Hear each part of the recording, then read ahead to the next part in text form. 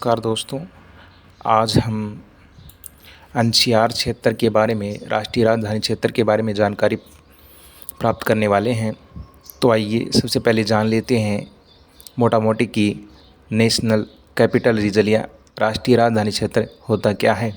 सबसे पहले मैं बता दूं कि दिल्ली जैसे भीड़ भाड़ वाले इलाके में ज़्यादा इंफ्रास्ट्रक्चर डेवलपमेंट का कार्य करना जब मुश्किल हो गया या वहाँ पर एनवायरनमेंट को लेकर प्रॉब्लम आने लगी, तो एक एरिया कवर किया गया जो दिल्ली के आसपास का था, ताकि उसके अंदर इंफ्रास्ट्रक्चर का कार्य किया जा सके, डेवलपमेंट का कार्य किया जा सके, ताकि वहाँ पर भीड़ भाड़ ज़्यादा न हो।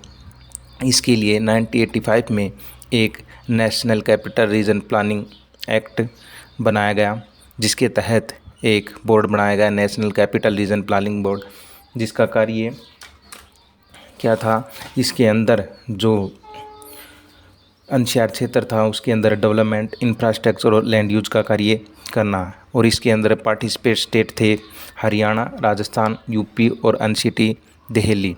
तो आइए सबसे पहले हम जानते हैं कि कौन कौन से क्षेत्र इस एनसीआर के अंदर इंक्लूड किए गए थे। हरियाणा के 14 ज़िले, वहीं उत्तर प्रदेश के 8 डिस्ट्रिक्ट और राजस्थान के 2 डिस्ट्रिक्ट अलवर और भरतपुर और संपूर्ण दिल्ली। तो मुख्यतः हम आज हरियाणा के क्षेत्र की बात करेंगे। तो ये मैप में दिखाया गया है कि हरियाणा, राजस्थान, उत्तर प्रदेश और दिल्ली का कितना एरिया एनसीआर क्षेत्र में कवर किया गया है।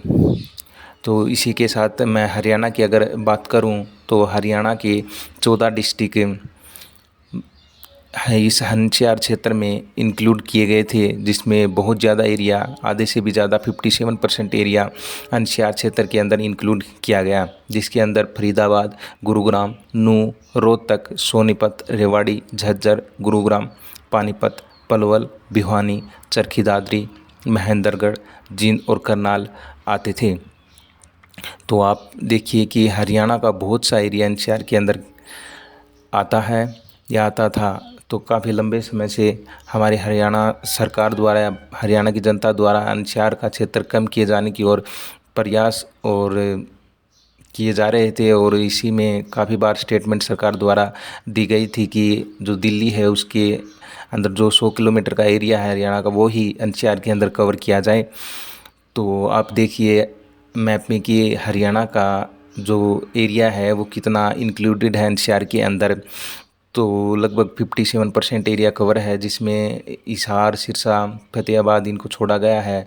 ऊपर जाएं तो हम कैथल, पंचकुला है, अम्बाला है, कुरुक्षेत्र है और यमुनानगर है। इन एरिया को छोड़कर सारा जो क्षेत्र है वो एनसीआर के अंदर आता है। तो हरियाणा सरकार द्वारा अब एक घोषणा की गई है कि जो हरियाणा राज्य है उसके जो 5 ज़िले हैं, जिसमें जींद, करनाल, महेंद्रगढ़, चरखी दादरी और भिवानी को एनसीआर के दायरे से बाहर रखा जाए।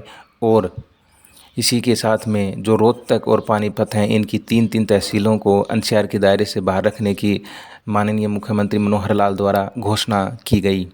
मैं आपकी जानकारी है तो बता दूं, जो रोहतक है उसकी 3 तहसीलें खुद रोहतक, सांपला, कलानौर और पानीपत की समालखा, इसराना और बापोली, इन तहसीलों को एनसीआर के दायरे से बाहर रखने की मुख्यमंत्री द्वारा घोषणा की गई।